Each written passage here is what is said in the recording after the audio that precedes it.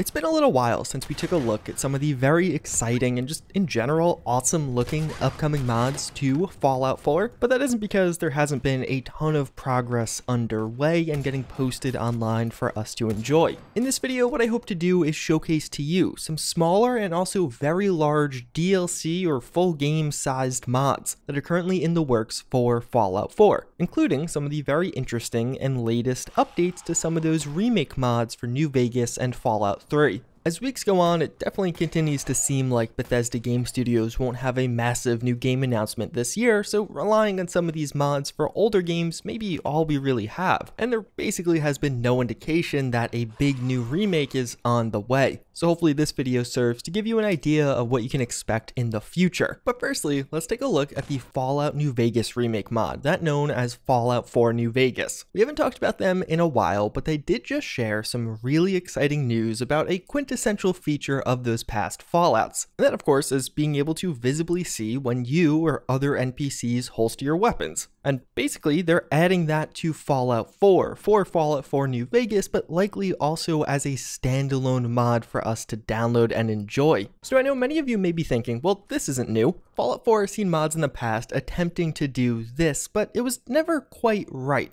Many of the mods required you either to set up a hotkey first or attach the weapons to a visible item, or the ones that did it automatically had some hiccups throughout, while this one it's definitely seeming to be the most promising. We got an early look at some gameplay footage of what this would look like in game, and it definitely looks exciting. Even further, they do clarify how this should apply to basically any weapon in Fallout 4, including custom modded ones. It's implementing it on a different level, much more similar to how it worked in past entries. So hypothetically, this should require zero work from you. You download a weapon, install it on your game, and when you holster it, it'll be on your back or on your side. Overall, I think this is really exciting, not only because it's going to apply to you, but also other NPCs. Random travelers throughout the Commonwealth will now look different. And I think it actually does have a pretty significant role in making the world feel a bit more immersive. Although, we didn't only hear from the Fallout New Vegas remake mod, as we also have recently seen some updates from the Fallout 3 remake mod, that with Fallout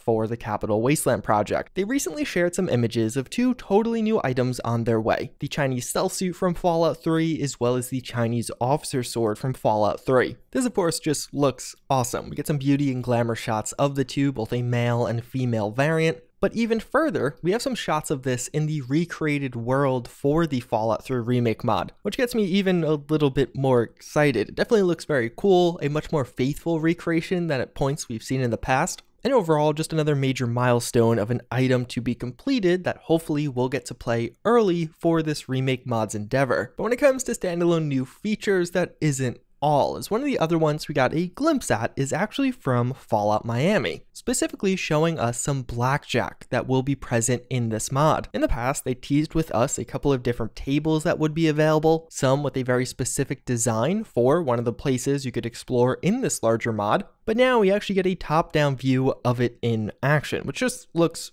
awesome. I'm really excited to get minigames like this back into Fallout. There have been a few mods adding in things similar, but to actually have it integrated on a more fundamental level, making the other NPCs have it be one of their core features is cool and exciting. Plus, it's a lot easier to play than Caravan. Although next up we have one that's a little bit more unique. As I'm sure many of you know, Fallout 76 isn't for everyone. Even though the Wastelanders DLC brought a jolt of new life into the game, especially for long-term fans of Fallout 4, it's still far from perfect. Although, I think one thing almost everyone can agree on is that many things in Fallout 76 are still pretty cool. So now with the mod I've never actually discussed on the channel thus far, we do have Fallout Appalachia, which seems to be a couple of mod authors that are working to bring some pretty cool and fundamental features of Fallout 76 into Fallout 4. They've achieved a few things thus far, minor things like ultrasight veins, some of the notable buildings or locations, and these are actually very faithful and accurate recreations, as well as all the assets to go along with that. But the thing that gets me far more excited is some of the weapons they've been remaking. So you can see one of the prominent ones in the background, the ultrasight Gatling laser, and an important note on this, it's not a port. This is a remade, recreated weapon, not just taking what was there previously, but actually building it from scratch. You can't just take assets from one Fallout and port them to another. This looks really cool and promising. It is super accurate and akin to what we have in Fallout 76 right now.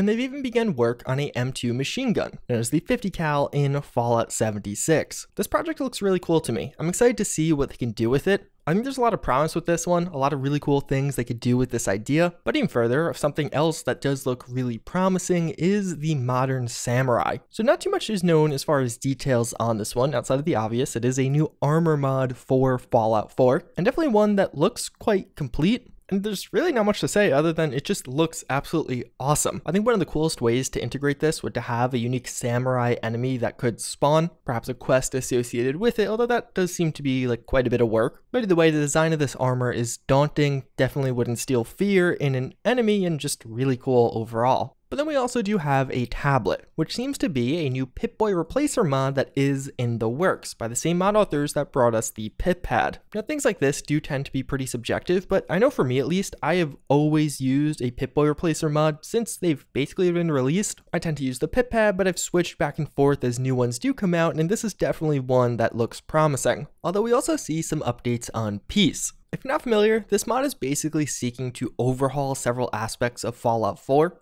In particular, one of them is carry weight. There's a full write-up on the mod page, which I will have linked down below. But to put it simply, your strength will determine how much you can carry, but you'll actually need a backpack or carrier to hold things. And just overall, it'll be a bit more difficult to carry massive amounts with this mod. So one of the alternatives that you're seeing in the background that the mod author came up with was the ability to equip robots with ways to carry additional things, including one notable attachment that basically turns your robot into just a walking backpack. There are several designs for some of these different things for the different automatrons in the game, and they actually look really cool. I like this concept, giving your companion utility in a different way. I mean, companions in general tend to be pretty useless, but they do provide a lot of value when carrying things, and this just takes that to the next level. Obviously, we'll know better once Peace actually releases and we have a feel for how much of a hit we have on our own carry weight, but as far as from a design and conceptual standpoint, I really like features like this, taking away something in one category, but giving you solutions in another that makes a lot of sense. Overall, this mod is definitely going to serve to make Fallout 4 more immersive. Although speaking of making Fallout 4 more immersive, one mod that does that is Campsite. And one mod that's also getting an update is Campsite with the 2.0 update. Some new images around this update were just posted by Fading Signal, which in and of itself is awesome considering the mod last got an update in 2016.